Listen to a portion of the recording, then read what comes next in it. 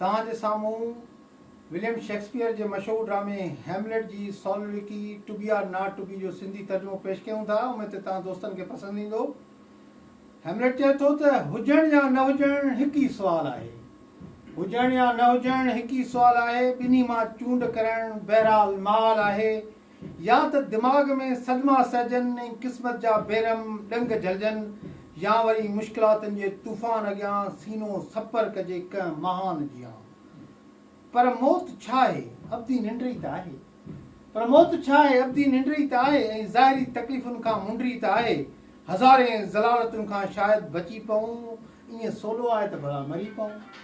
मरण निंड वांगुरु बाज़ार सोलो थो लॻे, पर उनजो ईंदड़ ख़्वाबु ओलो थो लॻे।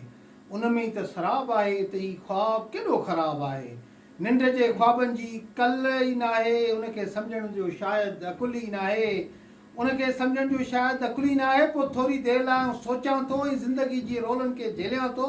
वक़्त जा ताना तुनका घाव केरु सहे, ज़ालमनि जा ज़ुल्म ऐं मुतकबरनि जा अञा केरु सहे। अणमोट मोहबत जा ॾुखड़ा, इंसाफ़ जी उणाहठ, नालनि जी नालाइकी ऐं बेनसलनि जा ठाठ। पोइ छो न पंहिंजो पाण सिर ॾिजे ऐं गले मथां पंहिंजे खंजर ॾिजे। केरु आहे जो ही ज़लालतूं सहे, थकण रुसण ऐं सूरनि जूं अलालतूं सहे।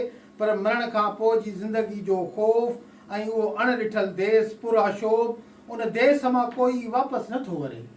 उन देस मां कोई वापसि नथो वरे। केरु सम्झे उनखे जेसिताईं नथो मरे। पोइ बसि मसलतनि में ई जियूं था, ज़हर ज़िंदगी जो भरे भरे पीयूं था। उहा सोच काइरता खे ॼणे थी।